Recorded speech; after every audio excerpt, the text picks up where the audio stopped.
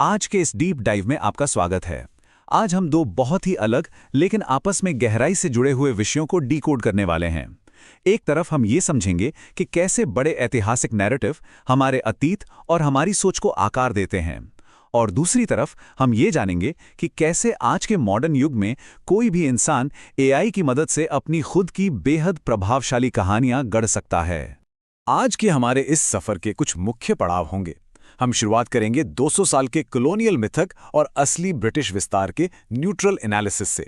इसके बाद हम समझेंगे नैरेटिव की राजनीति को, और फिर एक बड़ा जंप लेंगे मॉडर्न कहानियों यानी एआई युग की तरफ, जहां हम एआई एनिमेशन के स्टेप्स और डिजिटल कहानियों से कमाई करने के जबरदस्त तरीकों पर बात करेंगे। तो चलिए सबसे पहले बात करते हैं 200 साल के मिथक की। बचपन से लेकर आज तक हमने अक्सर यही सुना है कि अंग्रेजों ने भारत पर पूरे 200 साल राज किया। एक आम धारणा है कि 1757 से लेकर 1947 तक उनका एक छत्र राज था। लेकिन अगर हम फैक्ट्स को बिल्कुल न्यूट्रली देखें तो सच्चाई थोड़ी अलग है। वास्तविकता ये है कि 1757 में प्लासी की लड़ाई में रॉबर्ट क्लाइव ने सिर्फ बंगाल जीता था, यानी पूरे भारत पर कब्जा नहीं हुआ था, बल्कि सिर्फ एक प्रांत पर हुआ था। तो फिर ब्रिटिश विस्तार का असली इतिहास आखिर है क्या? आइए इसे समझते हैं।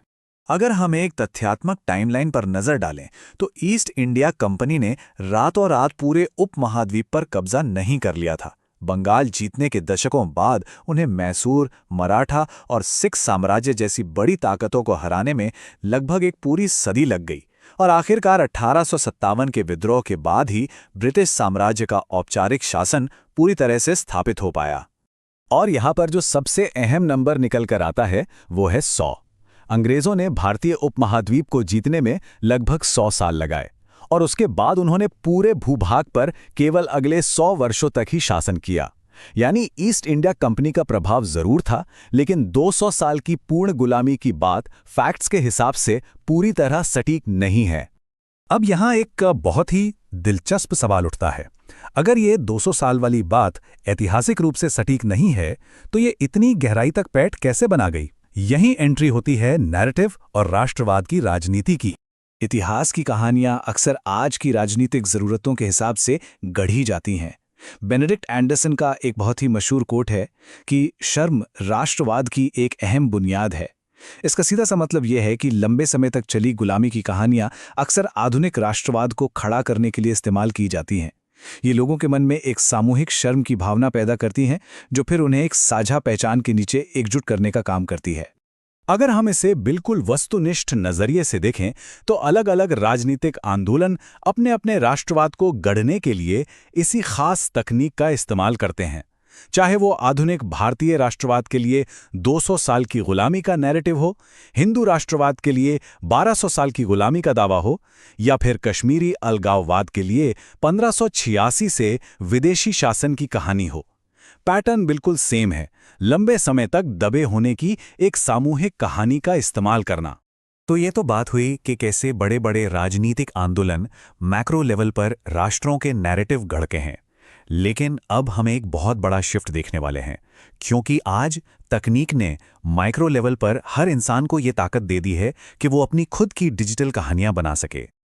और इसी के साथ हम आधुनिक कहानियों और आर्टिफिशियल इंटेलिजेंस के इस अद्भुत युग में प्रवेश करते हैं।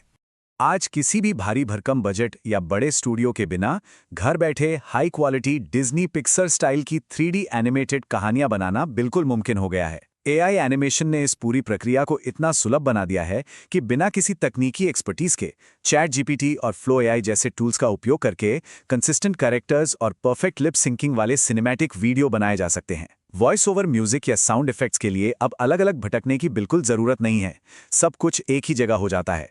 तो चलिए देखते हैं कि एआई एनिमेशन के ये 4 मुख्य चरण कौन से हैं। इन डिजिटल नैरेटिव्स को बनाने का तरीका काफी सिस्टमैटिक है। स्टेप 1, चैट जीपीटी में एक प्रॉम्प्ट डालकर कहानी और डायलॉग जनरेट करना। स्टेप 2, फ्लो एआई का यूज करके हर सीन के लिए इमेजेस क्रिएट करना। स्टेप 3, जेसॉन प्रॉम्प्ट्स का इस्तेमाल करके उन इमेजेस को वीडियो क्लिप्स में बदलना। और फाइनली स्टेप 4, किसी भी वीडियो एडिटर में इन क्लिप्स को एक साथ जोड़ देना, और बस आपकी कहानी तैयार है। लेकिन यहाँ एक कैच है। प्रोफेशनल एआई स्टोरी टेलिंग का सबसे बड़ा सीक्रेट है कैरेक्टर कंसिस्टेंसी। कहानी में निरंतरता बनाए रखने के लिए आपके कैरेक्टर्स हर सीन में बिल्कुल एक जैसे दिखने चाहिए। और इसका ट्रिक क्या है?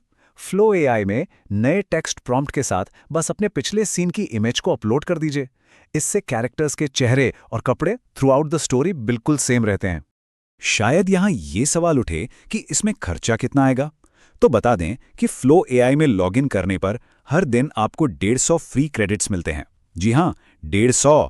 इसका सीधा सा मतलब है कि बिना किसी महंगे सब्सक्रिप्शन के ल्यूमा ड्रीम मशीन जैसे टूल्स का उपयोग करके बिल्कुल फ्री में शानदार एआई वीडियो जनरेट किए जा सकते हैं।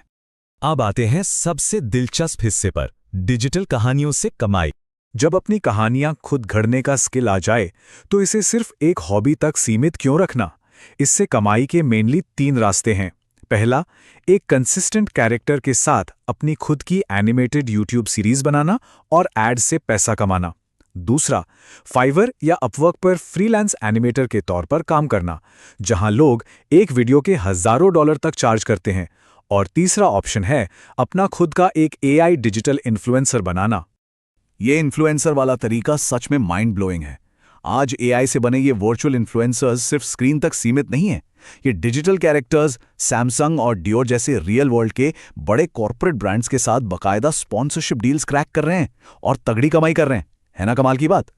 तो आज के इस पूरे विश्लेषण के बाद एक बहुत ही गहरा सवाल सामने आता है। हमने देखा कि कैसे ऐतिहासिक नैरेटिव्स ने राष्ट्रों का निर्माण किया और कैसे अब एक आम इंसान एआई के जरिए अपनी कहानियों का खुद निर्माता बन गया है। तो सोचने वाली बात यह है, आने वाले समय में हमारा समाज हमारे अतीत के राजनीतिक मिथकों से ज्यादा आकार लेगा या हमारे भविष्य की इन एआई जनित कहानियों से? ये एक ऐसा सवाल है जो हमें बहुत कुछ सोचने पर मजबूर कर देता है। इसी विचार के साथ आज के इस एपिसोड को हम यहीं खत्म करते हैं। ऐसी दिलचस्प जानकारियों की गहराइयों में उतरने के लिए हमारे साथ जुड़े रहें।